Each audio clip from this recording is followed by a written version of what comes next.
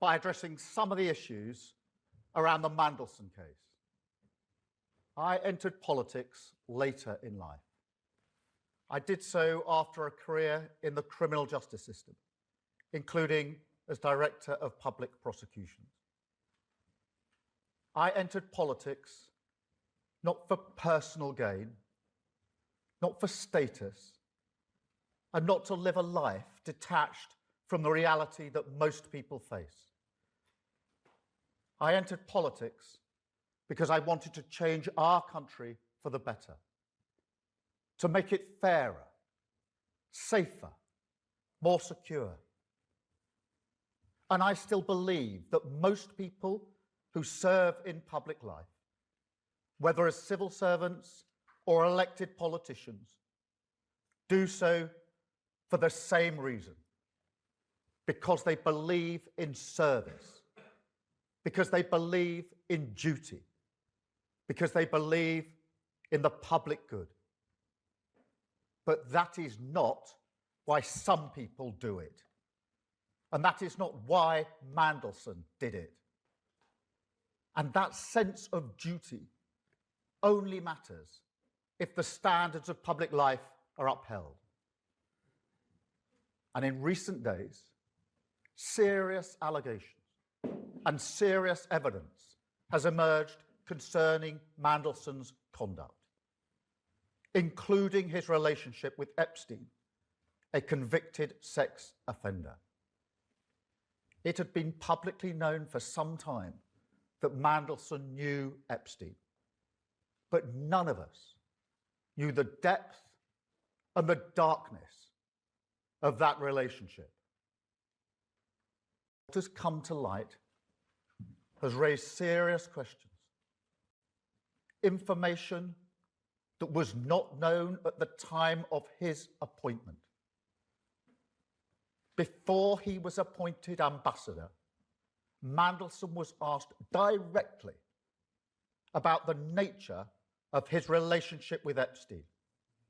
He was asked whether he had stayed at Epstein after his conviction. And when, later, further information came to light, he was asked whether he had accepted gifts and hospitality, about whether he had been fully transparent about the relationship. The information now available makes clear that the answers he gave were lies. He portrayed Epstein as someone he barely knew. And when that became clear, and it was not true, I sacked him. Such deceit is incompatible with public service. Let me be clear, no one is above accountability.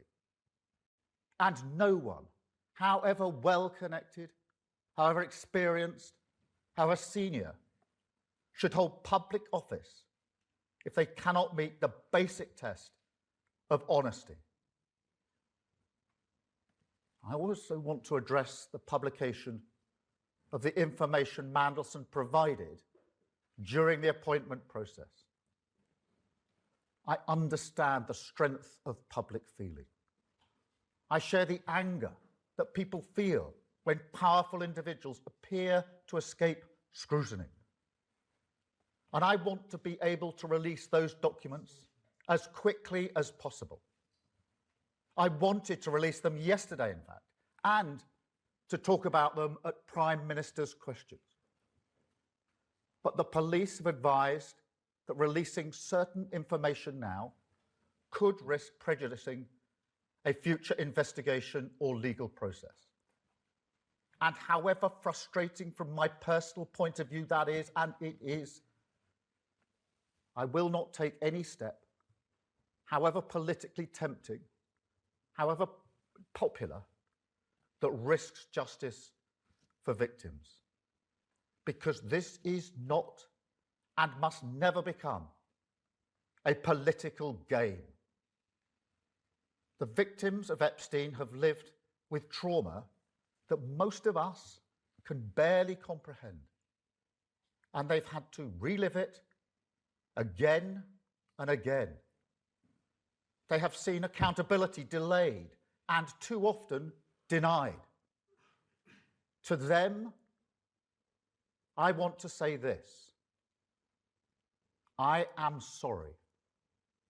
Sorry for what was done to you. Sorry that so many people with power failed you. Sorry for having believed Mandelson's lies and appointed him. And sorry that even now you're forced to watch this story unfold in public once again. But I also want to say this: in this country, we will not look away. We will not shrug our shoulders, and we will not allow the powerful to treat justice as optional. We will pursue the truth. We will uphold the integrity of public life, and we will do everything within our power and in the interests of justice to ensure accountability is delivered. That is what the public expects. That is what the victims deserve. And it is what I will do.